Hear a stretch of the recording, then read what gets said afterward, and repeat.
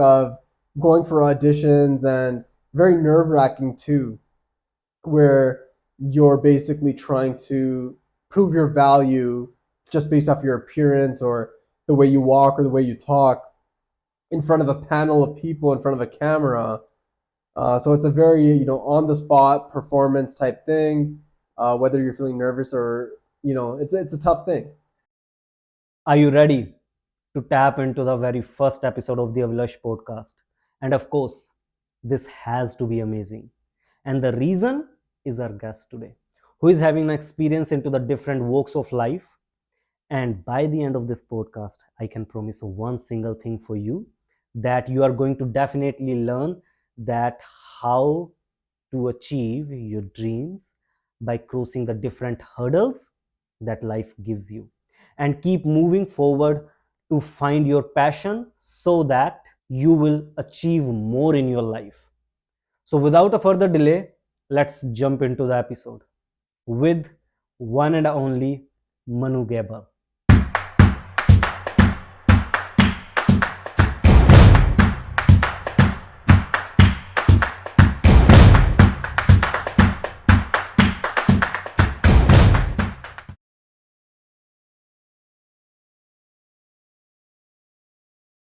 Welcome to the Avilash podcast, Manu. Thanks for having me, my friend. I'm really happy to be here. Thank you very much. Tell me something about yourself, brother. Where to start? Where to start? Anything Um, interesting? yeah, definitely, definitely. So, my name is Manu Gabble, of course. I'm a realtor here in the GTA, mostly focusing on the markets around Mississauga. And yeah, I mean, you and I met some time ago after I finished my public relations degree, Uh-huh. and I was working at the rec room as a service supervisor. So, love that position. It was a fantastic gig. I had a chance to meet some great people like yourself. Thank you. But ultimately, what happened then was the pandemic. True. You guys might have been aware of the COVID-19 situation. A lot of jobs in the service industry were put on pause completely at that time, and this was something that forced me to reevaluate my situation. So even though I love this job, the rec room, it's owned by Cineplex. I could see a future with this company moving up maybe into the head office down the road. And some of my interests and hobbies lay in that industry, entertainment, dining, arcade, that sort of thing. So this was something where the rug was completely pulled from under my feet, and it made me go back to the drawing board. And at that time, I had also been diligently saving up, taking some interest in investments. Mm-hmm. And when I had this chance, again, due to these unforeseen circumstances, to reevaluate everything, I realized that maybe, life is pushing me in another direction. So it gave me the opportunity to think about, where I saw myself growing in my career. And because I had been studying these investments and real estate, it became the perfect opportunity to actually pursue my real estate license.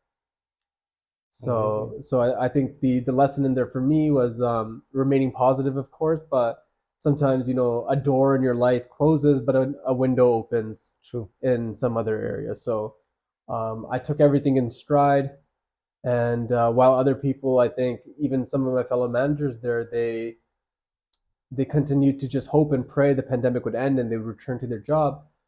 By that time, that became an option, and they didn't invite us back.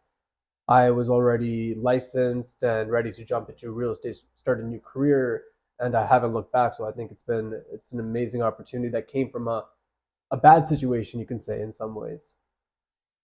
It's very amazing that the way you explained it, Mm. I think it's the smoothest way someone ever can explain anything, because how you took the bad situation Yeah. and turned that into something good for you, you know. Hmm. Hmm. And the other thing which you mentioned, that you reevaluate your position.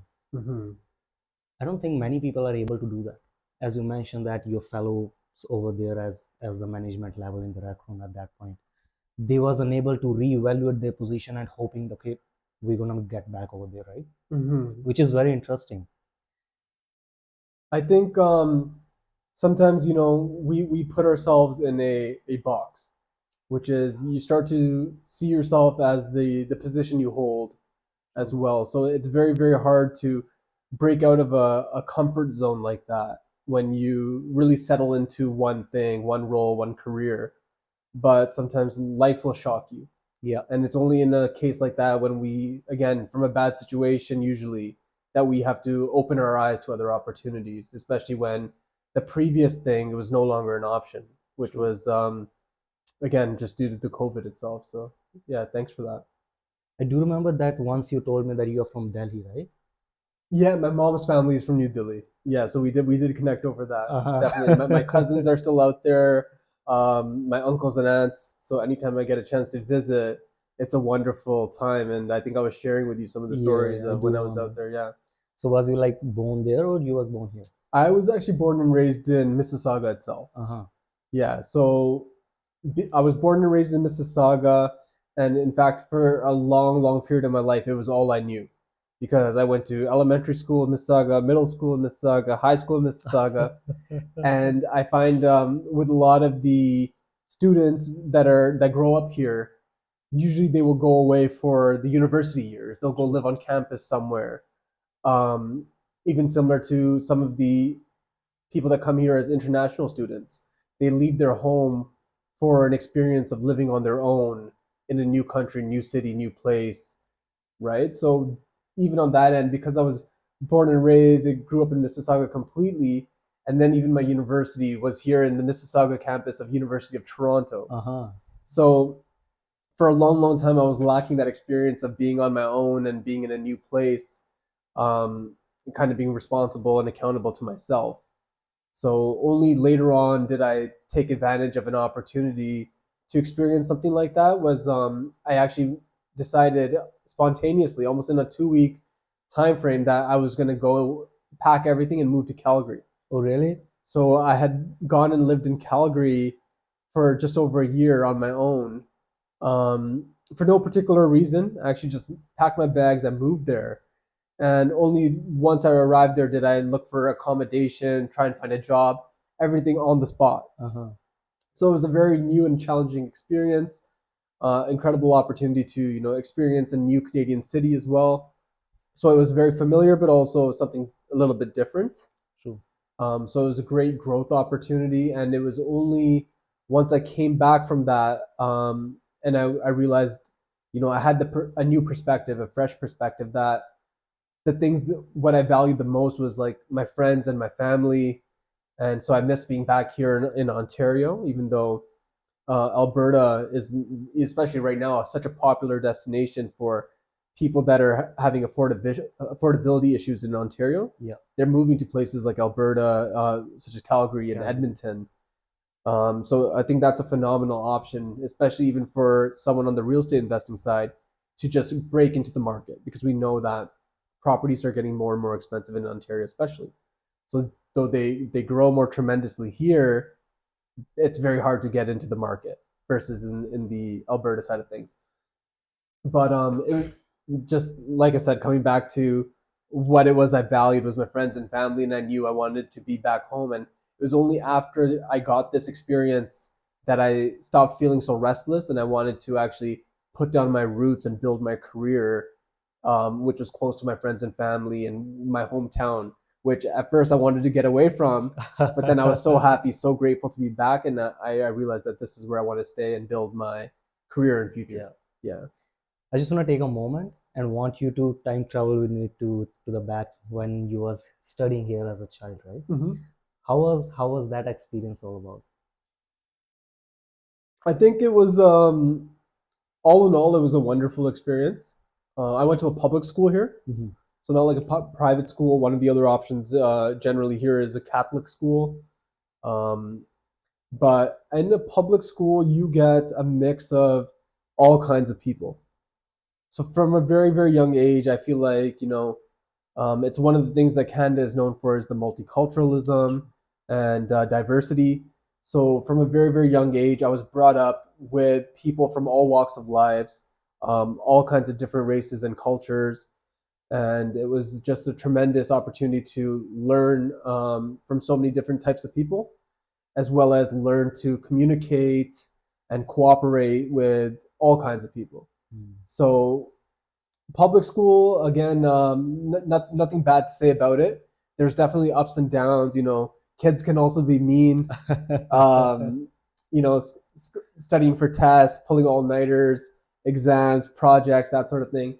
But it's all just an experience that I still look fondly back on, and it's also just growing up and going to school in Mississauga. It's a place that I hold near and dear to my heart. So I have to ask you this question, and that is very personal. If you don't feel like no you don't have problem. to answer. Okay, tell me about your crush, brother. My School crush.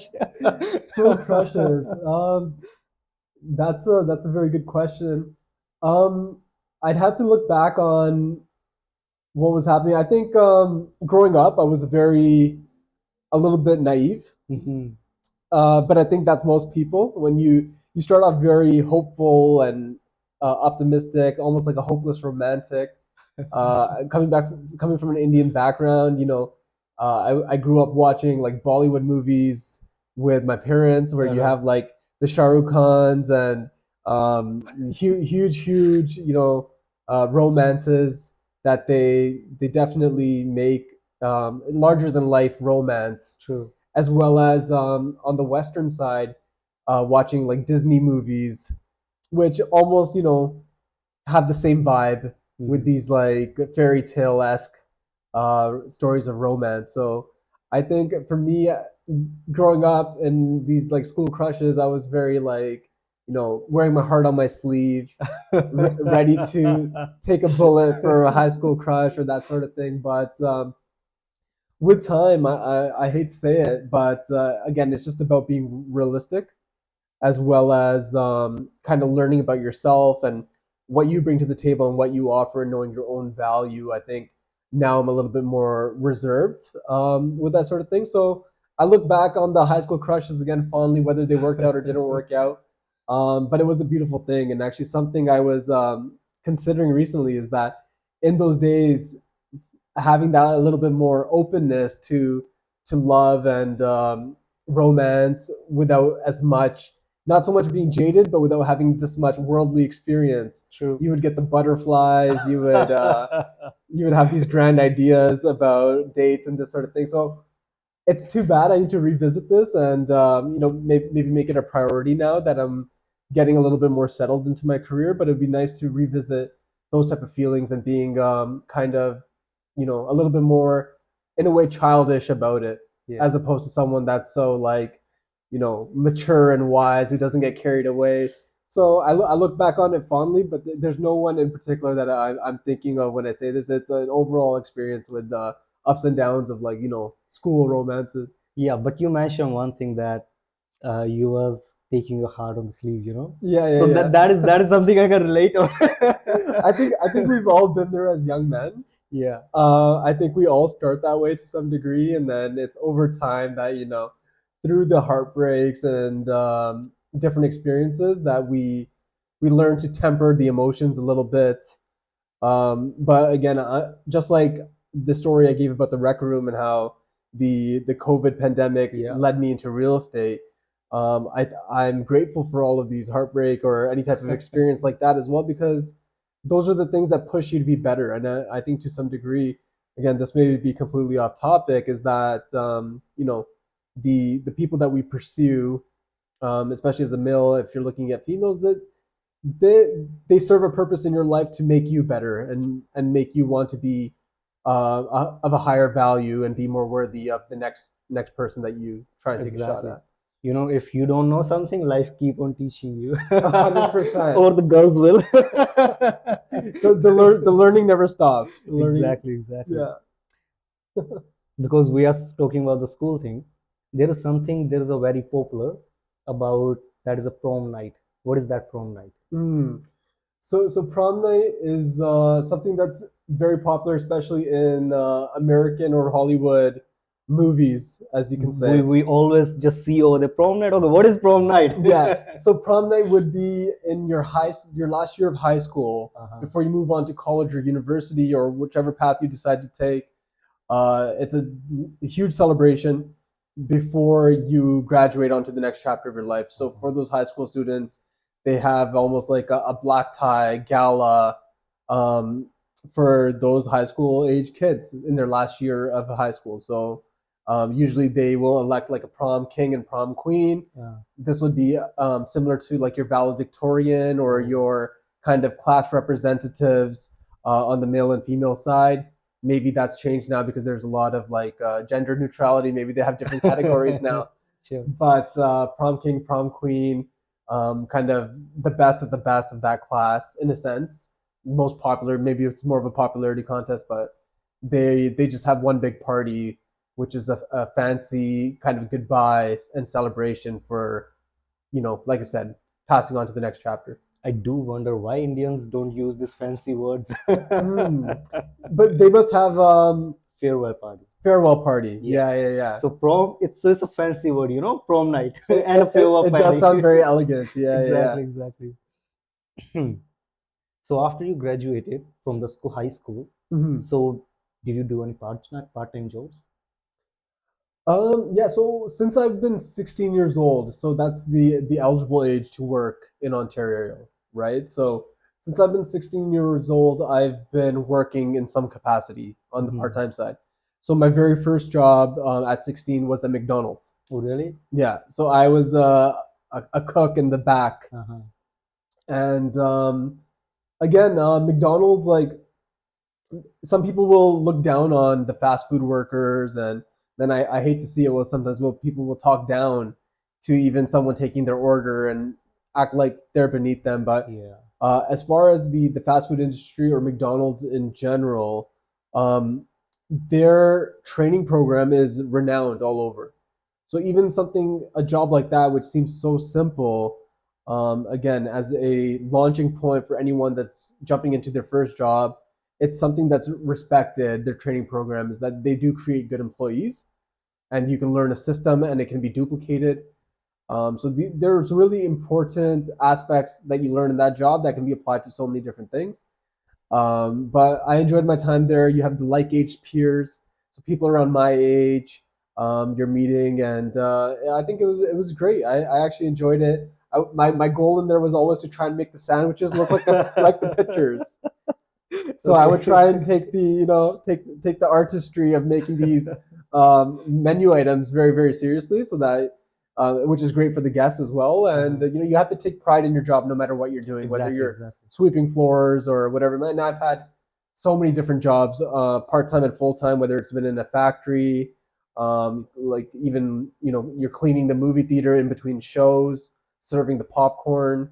Um, there's a store, electronic store that I was working at part time during my university years as well, called Future Shop, Uh-huh. which is owned by Best Buy, which is the same parent company, but that's now they just have Best Buy. They don't have Future Shop anymore. So I was working there for some time, as well as Tommy Hilfiger. So I've been all over the place, Not really. bad. But I think you learn something from each of those experiences, and it goes with you. And I feel like everything is kind of now adding up, all the experiences of my past, whether it was in school and work. I feel like to some degree I'm applying it now in today's present time. You know what? But I do strongly believe that your first job that really defines you, what that really clears the picture what you want in your life. For Hmm. me, I never did a job back home, right? Right. I did a mechanical engineering there before I came here, Right. and my first job over here was a dishwasher. Mm. I did a dishwasher job. That was my very first job over here. It's a funny story though. Let me share that with you. So when I came here, so everyone was like, "Hey, it's very hard to get jobs and stuff like that." So I was like, "Okay." So I just opened my LinkedIn and Indeed. I just keep on Nice. applying, right? So there was a one application I applied. So that was for server actually, Right. for servers, right? Where was this, by the way? That was I mean, if downtown you could. Brampton. Okay. Yeah. Wonderful. So it's like Italian restaurant. I don't remember the name right now. Hmm. Okay. So that was a server job there. So I applied. They're asking, do you have smart serve? I was like, what is smart serve? Yeah, I do have. Okay, take. They're asking me how much experience do you have in serving? I was like, for me, because back home we do represent the servers with a different terminology, right? So when I came here, so I do feel like, okay, that terminology is like to feel someone very downgrade, as you mentioned, right? So I never used that terminology after that. And for the server, for me, I don't know what server was at that point. Right. And I mentioned, hey, how much experience do you have? 3 years experience. Right. Because I needed the job, right? That's a good example of the fake it till you make it. Exactly. Yeah. So this happened. So the boss of that, the owner of that Italian restaurant, he called me, hey, you applied for this job. I was like, okay, yeah, I did. I even don't remember which job I applied. I applied like, if I said for within 1 hour, I applied like 50 or Send your 100 resume everywhere. everywhere. Yeah. It was a digital resume, just click, tick, tick, tick, Of tick, course, of that's it. course. Yeah, I've been there. He's like, hey, you applied for that. I was like, yeah, I applied. Then he's like, okay, so how much experience do you have? I was like, I mentioned over there because I even don't remember. Yeah, right? Gotcha. Then he was like, okay, are you able to come for the interview? I was like, why? Why not? Sure. He's like, okay. I said, just give me the address. So he mentioned the name. I just write it down right away. Then after I hang up the call, I looked into my profile history. I go everything. I was like, okay, this was the job. Then I read the job description. I was like, okay. Yeah, and then you have to prepare for that role when you go to the interview. A little. Yeah, Okay. yeah. Then I went over there. So he pulled up my resume. He's like, okay, do you have smart serve? No. How much experience do you have in a server? I was like, zero. So he's like, okay, So you came clean at that yeah, time. of course, Yeah, yeah, yeah. right? He was like, because I don't have the smart serve at that point, right? So he's like, okay. So he checked his bundle again. He double checked. He's like, what's your name? I was like, Rishabh, right? He double checked. Huh. But I called you for the server. I was like, I don't know. I need a job. I was just straightforward and blunt over there. He was like, okay. And I do have the dishwasher. Are you okay with that? I was like, yeah, I need a job. Why not? Yeah. So that was my experience with the first job. And I do remember I remember he pointed at my shoes. So it was my new shoes I was wearing. It was cat shoes, right? So he was like, hey, you know what? Don't wear these shoes. Otherwise, you're going to spoil your shoes. That's okay. And I was like, okay, thank you for letting me know. And I came back home. I go to Walmart to buy new shoes. Right. Like And non-slip, I imagine, for the back, like kitchen. non-sleepy was expensive at that point, right? Right. Yeah, I just came here, Yeah, right? yeah, of course. So for me, every dollar counts. So I was Totally. very convenient with my any expenses. So I just buy any random shoes, which if with the water or anything go destroyed, it won't It won't hurt you. hurt Hurt me, your right? budget too much either. Yeah. Yeah. So that was kind of my first experience. When the very first day when it went over there, he was still looking at my shoes. He was like, these are again new. He didn't say anything at that point. I was like, Right. okay, whatever. And as I was saying, your first job describes you, what you want in your life. Then at that time, I do remember. So it was approximately like 6 hours. I was just cleaning the dishes, and after like 3 or 4 hours, this just kick in. I was like, shit, man, what I'm doing? I'm a mechanic. I did my degree in mechanical engineering, right? I see. And back home, I had this high attitude. Hey, this job I don't want to do this job or stuff like that. Yeah, And yeah, right yeah. now I'm just cleaning It's dishes. very humbling. Yeah. Yeah. So it just at that point it gave me the sense of humbleness as well, because my attitude from here it just came back Right. down right Right. away. And at that point, there's only one thing in my mind. Okay, what separate or anything extra I can do to get myself out of this situation, Right. because this is just to take care of my expenses, but this is not what I want. I see what you're saying because I know you mentioned that your first job defines like what you want from life, but I guess in your example, it almost shows you what you don't want in your life, and Exactly. but also you'll do what it takes What it takes, yeah. to get forward. So a funny story just to tell you, I do have still that shoes, that cat shoes which I was wearing very first day. Yeah. Even though sole is broken, I still have these shoes. Just as like a memento, Just something as to remind you. just to remind me myself, if at any given point, if I'm going above the clouds, to get myself back to ground. That's amazing. I love And that. and this happened with me even before my sister came here. I never shared that with anybody before. So there was a point I was like, okay, I'm everything here, after after I bought my car, and I was a little okay from the financial point of view because of my job was stable or anything else. At that point, I do feel like I was going a little above the sky. Then I still do remember I one day I just wear that shoes and just keep wherever I have to go, I just wearing that shoes for the whole week. Mm-hmm. And that really helped me out to come back to ground. So that was my experience. I still have those shoes even though right now. Even my sister sometimes just say, "Hey, this is broken shoes. Why this is still here?" I was like, "Let it be." Hmm. I can totally understand that, and I think with us in general, like everyone that's striving to reach their goal and has these like big milestones ahead that they're looking forward to, is that when you're just looking ahead, sometimes you don't realize how far you've come, Yeah, and sometimes you actually have to look back to see that where you're coming from. where you're coming from, and that's where you'll see the most progress. Mhm. So I think that's a beautiful thing, and that's a great reminder to have of that sort of Yeah. thing. And over that day, when I came back from the very first day, when I go back home, I applied in the recruit. No way. Yeah, so I hardly work 4 to 5 days in that dishwashing job. Right. That's it. Yeah, yeah. And You knew after, that wasn't for you. yeah, Yeah. so it was Beo who called me, and I was at a work at that time. You Yeah. remember Beo, right? Yeah, I do. And he called me, so there was a lot of noise behind me. It was very hard for me to hear what he was saying, Right. but it was my old phone. I do have that call recording app at that time. Mm-hmm. So I was like, hey, you applied here? Yeah, I applied here. Okay, are you able to come on Monday? Yeah, sure. What time? He mentioned some time, but because of background noise, I wasn't able to hear. Right. But I do remember it's Monday, right? So I go back home. I was listening to the call. It was still the same thing. I wasn't able to hear anything. No way. And on the day of the interview, on the Monday, next week, Monday, I went there. I from my college, I directly go to rec room, Mm-hmm. and Bill was there. So I, hey, I'm here for the interview, right? So he's like, who was like someone like Bill? I even don't remember exact name. So I just give them glimpse of the name. Right. Then she mentioned, oh, Bill. I was like, yeah, Bill. Then I know, okay, he is someone because Bill is a like completely new name for Yeah, me. I know. I probably hadn't heard it prior to that day either. Exactly. Yeah. So he came. He was like, what's your name? I was like, Rishabh. What time your interview was? I was like, at 4. It was 4 at that time. But it was like 4:30. I was like, it's never hurt to be early than late. Then he's like, okay, I do have other guy for the interview. I was like, take your time, it's fine. I'll just wait for you. Mm-hmm. And that was kind of my experience with Beo. And he was very chill at the interview as well. Yeah, great guy. You know his personality as Yeah. well. So he's like, okay. Then after that, I was got hired. Then I never go back to that dishwashing job again. I just call, hey, I'm not coming in.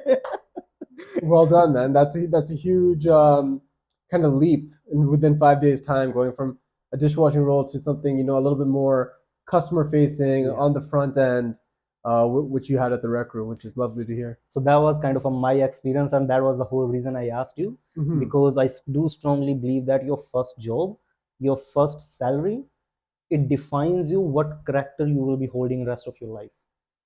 Hmm. That is what I strongly believe.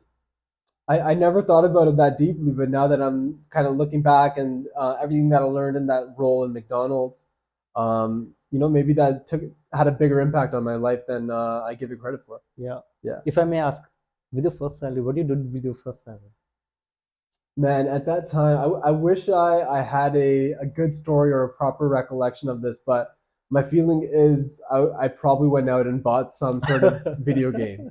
I was a Cool. big gamer growing up, so around that time, around being around 16, I want to say that maybe it was like the GameCube or something, Super Mario. I want to say I was probably doing something on the video game side from that first paycheck for sure. Cool.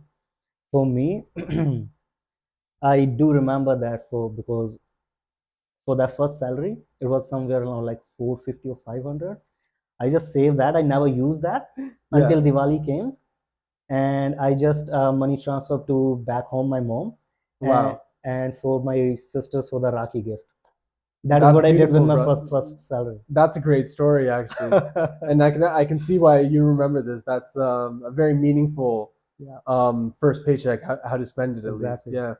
So that was kind of my story, and that is the whole reason. As a reminder, as I mentioned, as shoes, that is just as a reminder that even where I'm today, and just for the blessings of my mom, parents, and gods, Hmm. and where I am today, I try not to forget where I came from.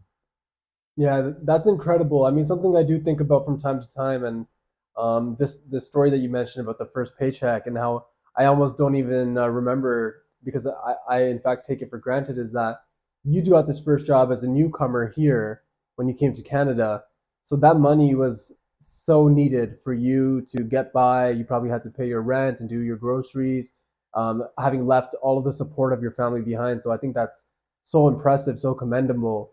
Whereas someone in my shoes that's now born and raised here as a second generation Canadian, a lot of those same struggles that you're going through, my parents actually went through.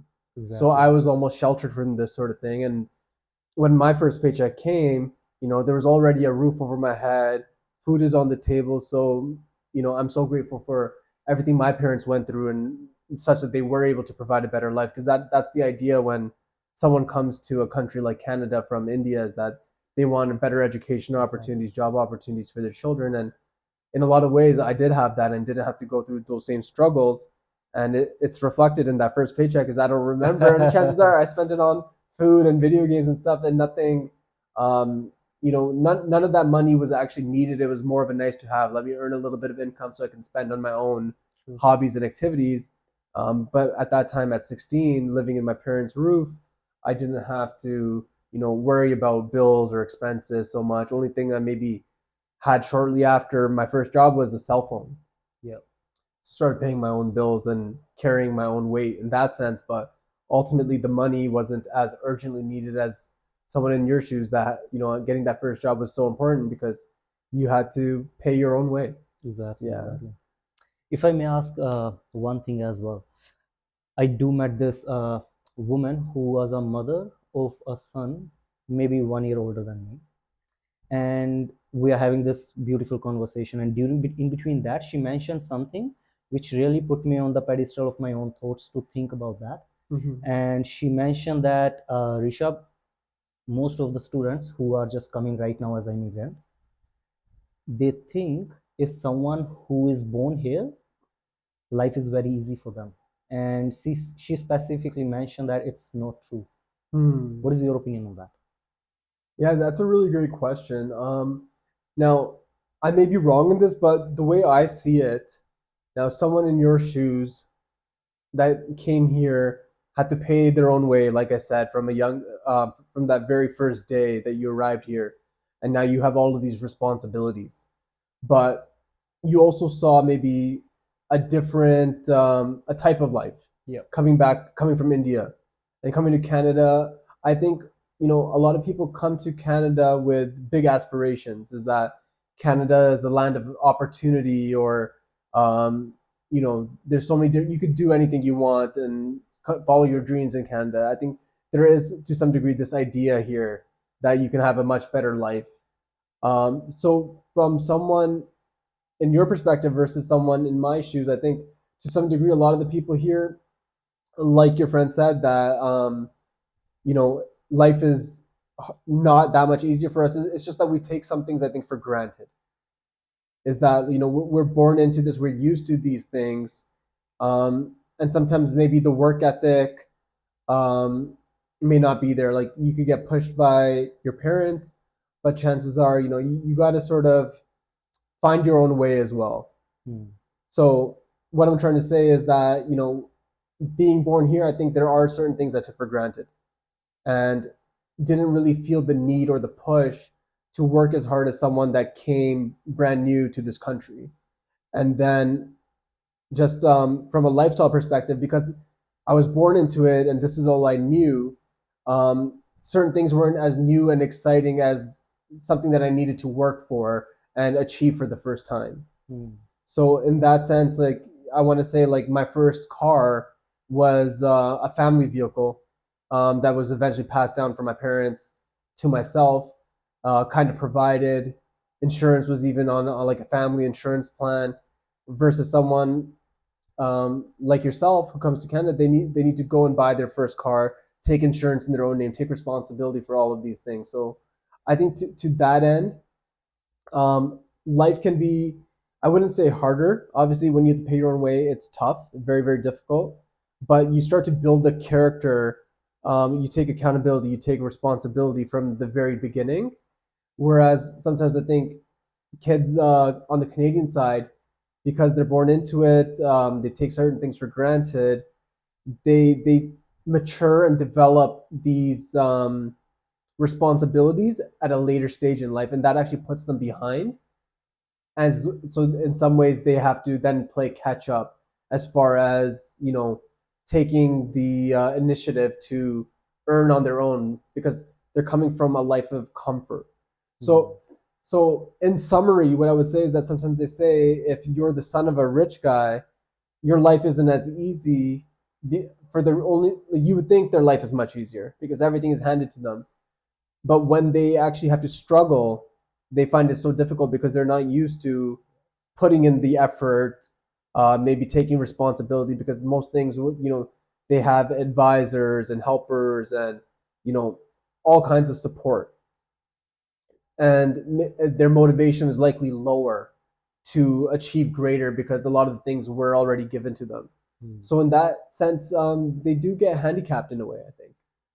So there's both sides of the argument for sure. I think I've also experienced both sides of this. So there's advantages in some ways and disadvantages in others. But ultimately, I think whatever your starting point, whatever your journey, it's just meant for you, and it cannot be compared so much to others. Is that Exactly. there's definitely advantages, I think, coming from a different country and starting new here, and there's also a certain pride in building your life here from scratch and even being the first of your family, of your lineage to put your roots in Canada, because now you're the first soon to be Canadian citizen from your family, and your children will also reap those benefits, but they'll always remember you as the one that started this legacy. Mm. So like I said, there's pros and cons to both situations, but I don't think all in all it's harder or easier. But in some ways, there's definite advantages and disadvantages. Mm. Talking about the lineage, because you mentioned your parents was the first who came here, right? Right. And because you are watching them from the very, very younger age, Mm-hmm. so let's share about their experience. How was their struggle, because I do believe that they must have experienced certain things firsthand, Mm-hmm. and they never let pass those things to you, as you mentioned as well. And but as a maturing and a growing young kid, Mm-hmm. what is your opinion on that way? Because in between the family, we do know what our parents are going through. Maybe they're not sharing that with us, but we sometimes able to sense that, right? Right. I think on one hand, with my parents, just wanting to be there for myself and my siblings. I have an older brother and a younger sister. I think they made a lot of sacrifices, whether it's even in their own relationship where they made it a point to have separate shifts Mm. with their jobs. So even I think growing up initially, again, a different time when you could run a household, a whole family on a single income. At that time, only my dad was working, and my mom was taking care of us when we were younger. Yeah.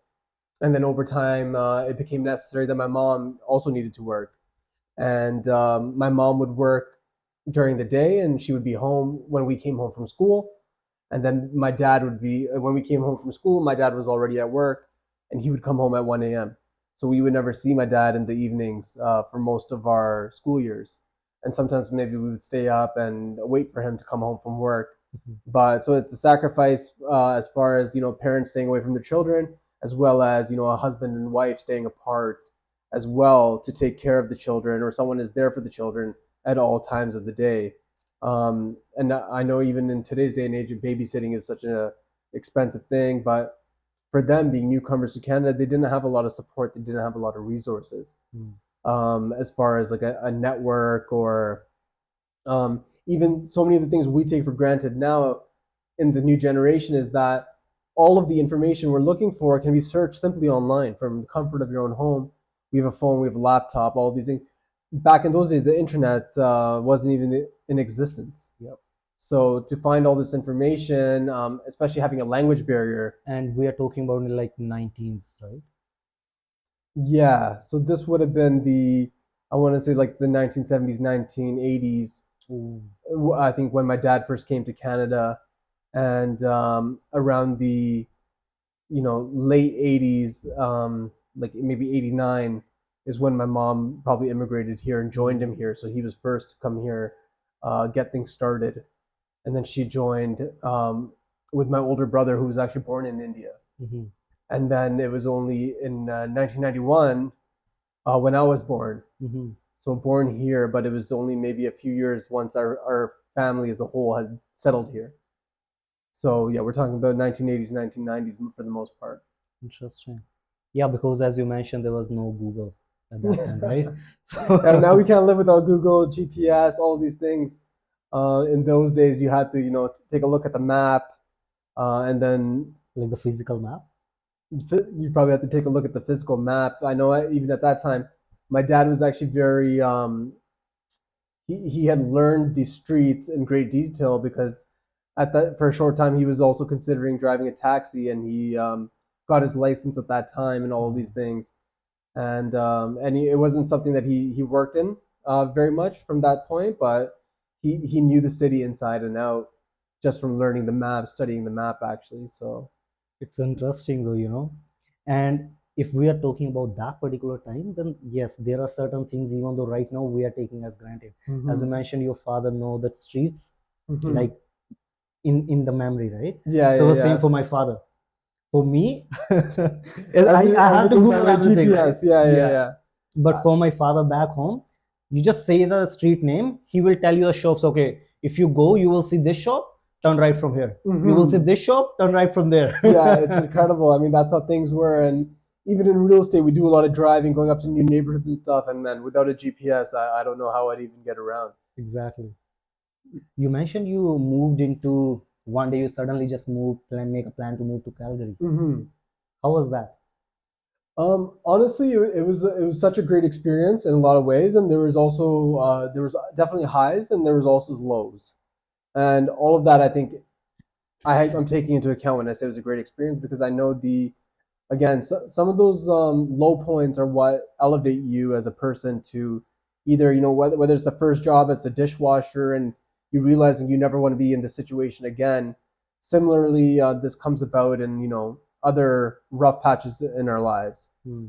um, so being out in Calgary, I think it was just a great experience for me because it was important for me to try something on my own. So just like my dad came to Canada and built something for himself, at that point in my life, I was feeling very restless.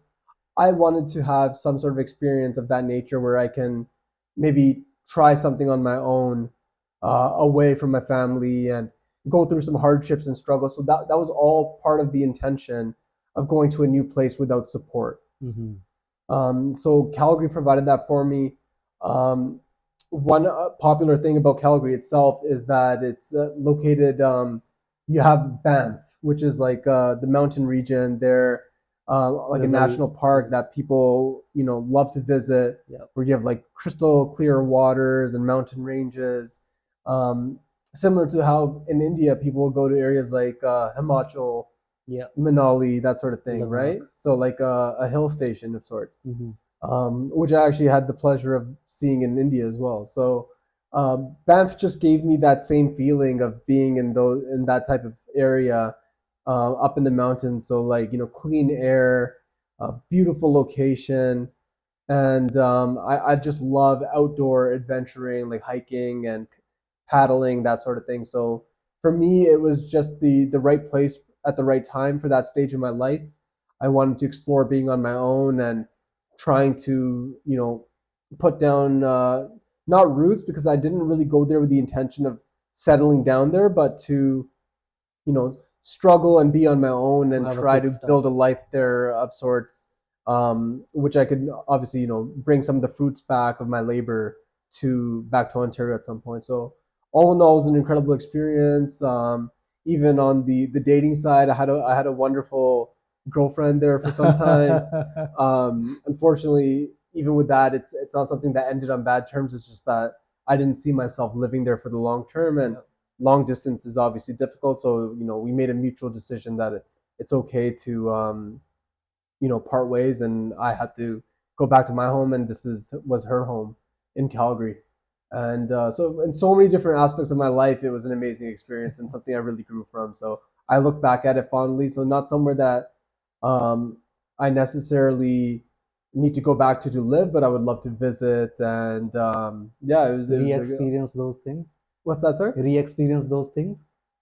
Not necessarily, yeah, re-experience some of those things. Like I would love to go to Banff, see some of my old co-workers and friends. Mm-hmm. Some of the places like they have some incredible food there, whether you like burgers and steak or other like there's some diverse items out there. So it was a great experience. Beer Cool. festivals, like lots of different things that I enjoyed there. Uh-huh.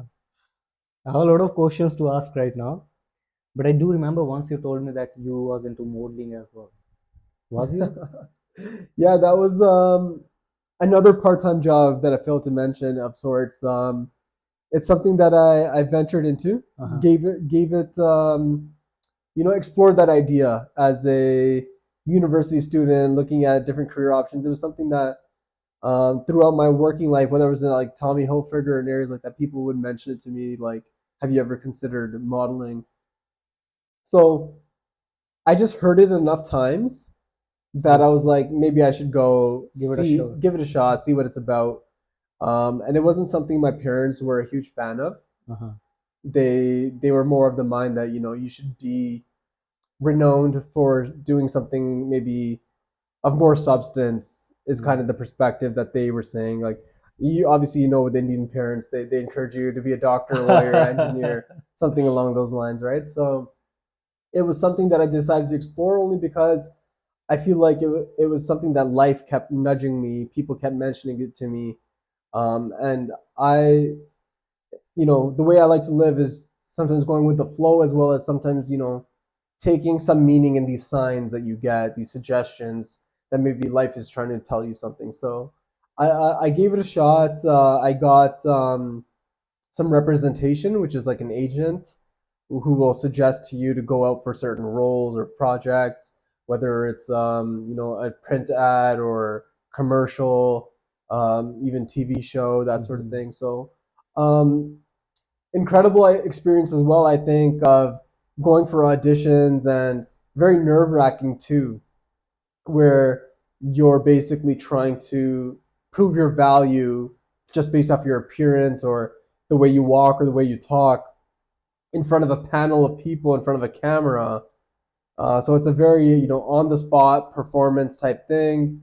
Whether you're feeling nervous or it's a tough thing, and that's another part of life is you're facing a lot of rejection in that industry. I got to do a few commercials, a few print ads. I did some background on some TV shows, Uh-huh. and I ended up being the leading role in a music video, Oh, really? which is called "Hustler." Is a Uh-huh. song by Hailey Reese, who's a Canadian artist. I think she's now out in LA. Mm-hmm. So that one got a fair share of traction, I think, on YouTube as well, and was playing on the radio. In fact, some of my like school friends, when I went to study public relations in Seneca College later on, they were aware of this artist, and they had even seen the video and not having known me at the time. Uh-huh. So it was a very cool experience. I'm glad I did it, but I think again, it's like an experience like that, being in front of a camera, being some sort of personality, as like almost like an actor or a model. Like I think aspects of that now I'm carrying forward into just real estate. Just like whether I was working at Future Shop on commission, or I mean, at one point I was selling gym memberships at Good Life, Oh, really? and now in essence I'm a salesperson for real estate. Uh-huh. So whether it's being on camera, being a salesperson, providing good customer service, I think all of these experiences that I've had in the past, they're all coming together and providing value for me in my current career as well. So I'm very happy I had all these experiences, whether they worked out or not. The pieces of those are going Give with me for the rest of my life. give you enough experience to carry forward, For sure, yeah. Interesting. You mentioned that you believe that sometimes life throws you something. Hmm. Let's just for the sake of modeling, you mentioned. So you have to try that You sometimes, have to try it, yeah. So do you believe in manifestation? Um, Absolutely, I do. I think what you focus on is what you'll get.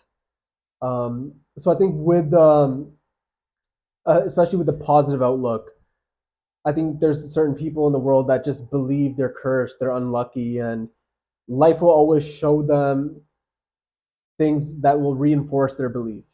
So whatever you believe, you will see more of.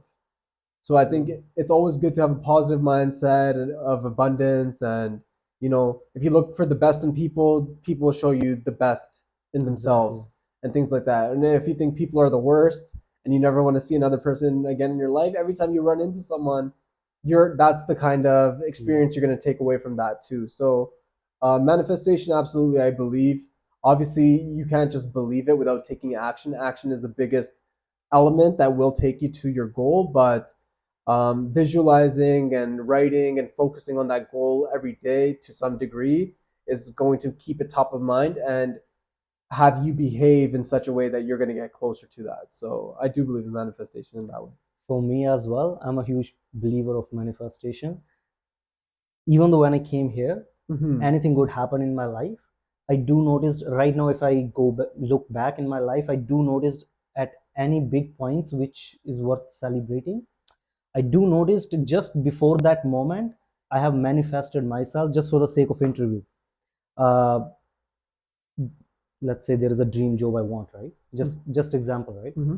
And I am manifesting myself sitting in front of the interview and giving them the answers of the questions which they're asking and showing my personality most often.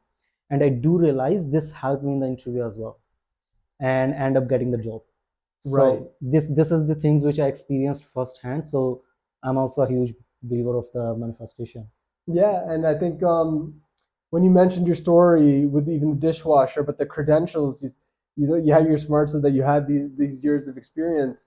Sometimes by putting it out there in the world, whether even though you didn't get the specific role you applied for, it still opened up an opportunity to get a Exactly. job that again, the impact of which showed you that you needed to do more or work harder or go a different direction. So definitely, I can see why you believe it. Hmm. What are your further goals in life?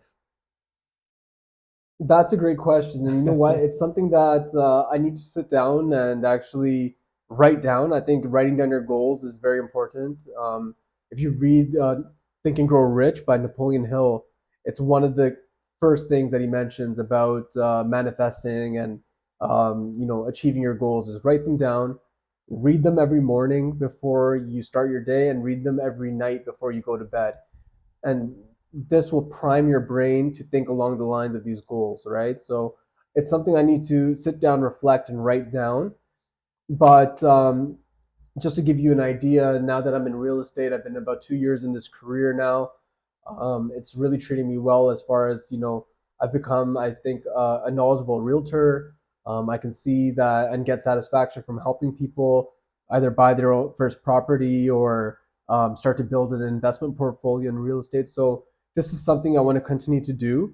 And I'm hoping to serve more families, more investors every year, and slowly but surely, what I want to do is actually build a bit of a sales team where we can serve people on a larger scale, as well as give them resources and education on why real estate is one of the best investments you can make, especially here in Ontario, how they can get started. So all of these things I want to outline and make easy for people, and then also at the same time uh, practice what I'm preaching, which is build my own real estate portfolio such that one day my investments can out earn my salary, so that anytime you're able to make money while you're sleeping, It's the best uh, money, you know. that is the best money. And like Warren Buffett said, who's a huge investor, Yeah, one of the greatest, especially with respect to stocks, he says, if you don't learn how to make money while you're sleeping, you will work until you die, exactly. right? So, and that's one of my goals is to build this investment portfolio such that I can have in the future a residual income, and that way I can free up more of my time so that I think right now the biggest contribution I can make to those around me is financial. I can take family out for like a nice lunch, or buy them nice gifts, and maybe not able to spend as much time with them. But I want to eventually free up more of my time, and actually the gift I want to give is my presence instead of presents. which is very thoughtful, Yeah. In itself it's very thoughtful. Yeah, and I know even when I was in Calgary for 1 year, even just missing like a year of my nephew and niece growing up, those are two people, especially in those childhood years, you'll never get those back. I just want to be there for them more and more, as well as my siblings, my parents. So that's my goal, is to eventually free up my time. But I know there's a lot of hard work and sacrifice that I need to make in the present, so that I can live this dream in the next 5 to 10 years. Amazing. That's amazing. This thought really put me again on the pedestal of my own thoughts. I was definitely gonna think about this particular thought as well. Mhm. I have last two questions, but Yeah, not the least, okay? These are the questions which I very often ask myself. right. Number one, if you have to give advice to the younger self of yourself, so that he or she, whoever that younger self, will be able to achieve that where you are right now at a very fast pace. Hmm. Yeah, I think the thing is, when you're young, you have time. So when you're young, you don't have to rush. You just need to build the right habits. Um, and then when you're old, you don't have time, and then you feel like you have to rush, right? So right now, I'm at a stage where I feel like I am too young to be rushing. Mm-hmm. I'm 32. So on relatively, I'm old to some, young to others. You talk to an old person, they think you're young. You talk to a young person, they think you're old, Yep, right? But I think I'm in a stage in my life right now where I'm too young to rush, but too old to waste time. exactly. Um, so as far as getting to where I am today at a faster pace, again, I wouldn't be who I am today without all the ups and downs and setbacks.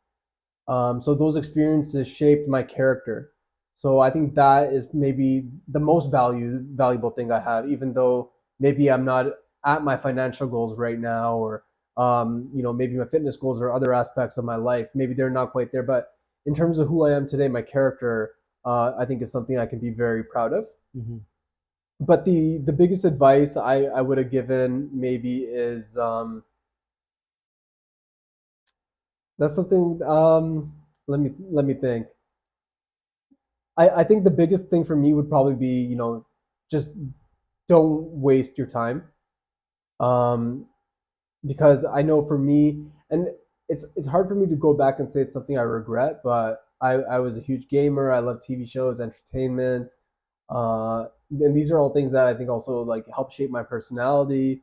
Even things like hand-eye coordination. I think there's a lot of things that you learn from your hobbies. So it's not something I would take away. But if I wanted to get to where I am today faster, um, if I had spent less time practicing these hobbies, I might have honed in on my career choice at a younger age, or maybe Mm. taken more interest in investments at a younger age. Because the the thing outside of, like I said, who I am and getting to where I am faster, is that if I had started to invest from a younger age, so I think that's where the don't waste time comes in, is that the money that you have, if you invest it from an early age, it will grow to a significant amount by your later stages of your life.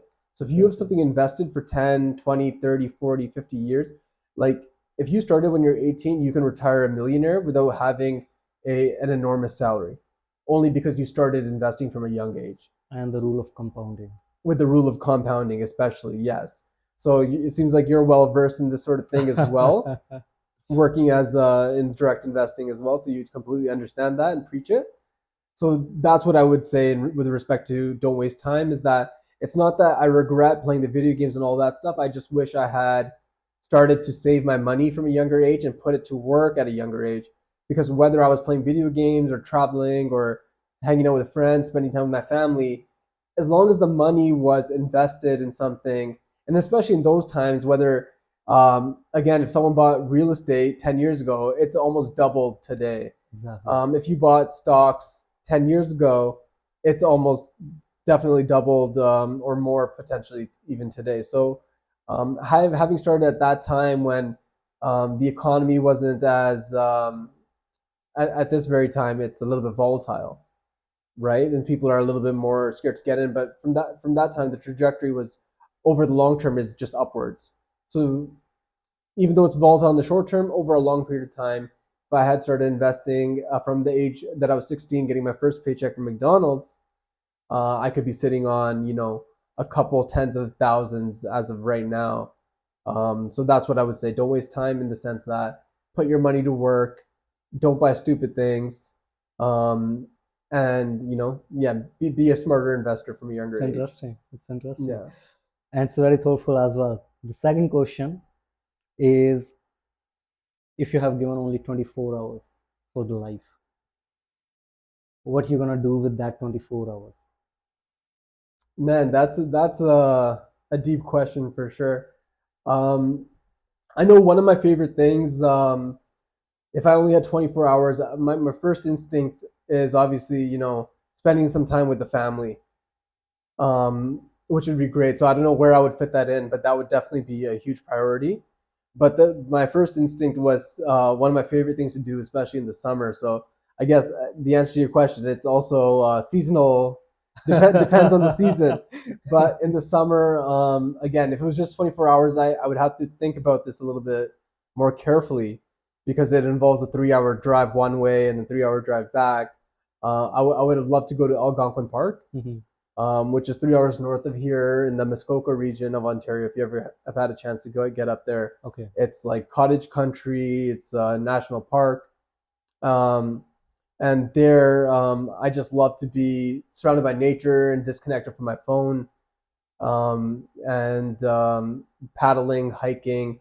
These are my favorite things to do. It's so peaceful, um, and it's a different experience from what we get in the city completely. You don't have the light pollution there either, so when the sun goes down, you can see all the stars. So it's such a beautiful place to be. Mhm. And I've been lucky enough in the last summer on like two or three occasions that I went up there, saw everything from like moose to bald eagles, red fox. So that sort of thing, it brings me a lot of joy, and that's what I would probably love to do is a day trip to Algonquin Park, and maybe the way I could involve the family is take them with me too, and rent a canoe, do some paddling, do a picnic, that sort of thing. I think that would be the perfect day if I had 24 hours left. Very thoughtful though. Still. Okay, I think that's all for today. Yeah, And thank you very much for coming to the Avilash my pleasure, podcast. bro. It was great to chat with you and catch up. And yeah, I look forward to seeing you grow with this podcast and Thank you. sitting down with you again in the future. I love to. I love to. All right. Thank you. Thank you.